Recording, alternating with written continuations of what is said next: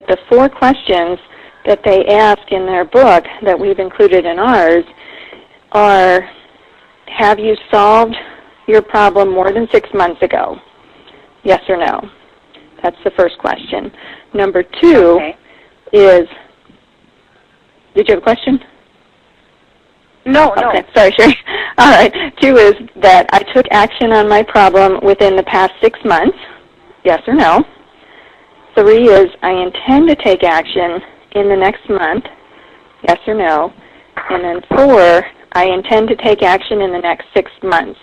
And by asking yourself these 4 questions, you'll be able to determine which of those 6 stages of change you fall in, and then you can create your own customized plan using the stage of change that you're in and picking the right baby steps to match your stage of change. Oh, okay. So it's an identifier of like where you're going to start and what you're going to go from. Exactly. Well, that makes sense. And now I'd like to let everyone know that we now have Lynn Smith with us. I think, Lynn, are you here? Yes, I finally got through. I was having trouble connecting. Oh, well, I'm sorry to hear that. And that does happen occasionally, but I'm glad you finally made it through, and I hope it wasn't too stressful for you, because Debbie's been doing a wonderful job explaining and talking about your plan and health coaching and everything, and I think it's been wonderful. And so it's nice to hear from you. So we were starting to talk about the stages, so it was kind of a perfect place because Debbie just told us about the 4 questions, and she kind of described how the stages came into being. But I would like to just back up a little bit and thank you, number 1, for coming and sharing with us.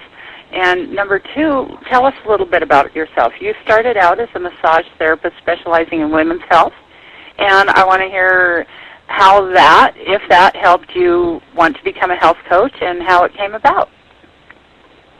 Well, it really did. It ended up being a springboard for me. First off, alternative health and nutrition and all that kind of thing has always been something that I had been interested in. I had been seeing massage therapists for the last couple of decades and taking care of myself that way with a more natural kind of approach. And then I became a massage therapist, and I found kind of by accident that I gravitated toward taking care of women and issues specific to them. And as I grew in my profession and just, I guess, expanded myself in personal growth and as a being, it was kind of a progression. The massage therapy helps in certain aspects, but I felt like I wanted to be able to impact people in more ways than that. And it just sort of grew, and I decided to become a coach, and I met Debbie, and together we can touch more lives than I ever could have done on my own as a massage therapist. Well, that's great. And we've just talked so much about the beginning part, and we've already worked ourselves up to stage 1, which you write about in your book, called the pre-contemplation stage. Would you like to address that and tell us kind of what it's about? Well, I guess it could probably be easily summed up by saying that a person really doesn't make any progress in pre-contemplation. They have to get past that to be able to really effectively change their habits and their lifestyle. So it's kind of a place where there's not a lot going on. Oh, right. Okay, and I just wanted to stop for a second. We have a bunch of people listening on Blog TV, and we'd like to thank you for sharing and keep on listening. So pre-contemplation is the stage where you're just thinking that it's time to lose weight. And so, Debbie, would you like to tell us a little bit about stage 2? Sure. Actually, with pre-contemplation, people don't even know they have a problem. Everybody around them might know it, but they have no idea. So that's kind of why they don't make any progress. And then with contemplation, that's the stage where you know that you have a problem, and you're thinking about your problem, and you're thinking about what you should do to correct your problem. But at this stage, it's all about thinking. You're just thinking about it. For instance, if you're overweight, You know you're overweight, you know you would like to lose weight, but you have no idea what you're going to do or how to best go about it. So those are the people that are in contemplation.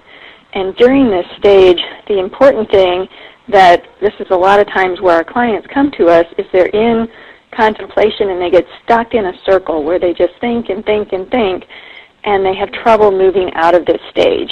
And so we can help them move out of contemplation by focusing in on the positive aspects to changing, helping them to see that by changing, it's going to be more effective in making them feel better, have more energy than staying stuck where they're at. And so once they get past the point of, it's going to be easier to change and I'm going to feel better than to stay stuck here thinking about it, that's when they're ready to move into preparation. And I think just having experienced myself the obesity issue, and am still, that stay in that for many reasons. I've tried so many different things that have not worked. And so you just go, well, what am I going to do next? And you get stuck. And so you could really be stuck in that pre-contemplation and that contemplation stage a long time. And that's why I think having a coach was wonderful. And Lynn, what is stage 3 and what's that like? Stage 3 is preparation, and this stage is only about a month. This is where I would be researching my options. Say my goal was to become more active. In this stage, I might think about, okay, well, do I want to start doing daily walks, or would I feel more comfortable joining a health club? It's really looking at what options are available to me to achieve that goal. So what do you do? What's your goal? I'm sorry, could you repeat that? And so it's what do you do? What's your goal? Yeah, it's well, it's kind of like exploring the options. I use the example of, I want to lose weight. Maybe I decide that exercise is going to be my best bet, that I sit all the time. So this would be the stage where maybe I'm thinking about ways to become more active. Do I want to join a health club and start taking classes there? Maybe I go check out a couple health clubs. Do I want to start, like a walking program, which is a really good choice for somebody that hasn't been very active. It's a lot easier on a person. And this is where I take a look at what different options I have available to me, this is what leads up to me taking that walk every day.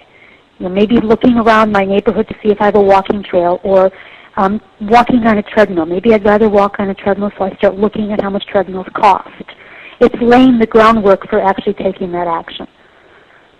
Oh, okay. Okay, and Debbie, what's the next stage, and describe that, please? Sure. So once you're in preparation and you've laid out what your plans are, how you're going to go about making the changes you want to make, the action stage is when you actually put those plans into action. It's just what it says. And an important thing about action, which I found interesting when I first was exposed to the stages of change, is that action is the fourth step. That almost all of your weight loss programs, any kind of programs that focus on change, start at action. And only 20% of people with any given problem are ready for action. The other 80% are in some other stage. So that's a big reason why people fail when they start on these programs, because if you're in contemplation and you decide, I'm going to join a gym tomorrow, and you join that gym and you start going to the gym but you're not ready for action, you're going to be setting yourself up to fail. So when you're truly ready for action, you're truly committed to the process, you're going to have made that commitment public. You're going to have shared with your family and friends what your intentions are for weight loss or getting fit or healthy. And then you're going to start doing baby steps that are going to actually get you there. So you've already done some work on your mindset. Now you're ready to do some of the physical steps. You're going to be changing your eating patterns. You're going to be getting some physical activity.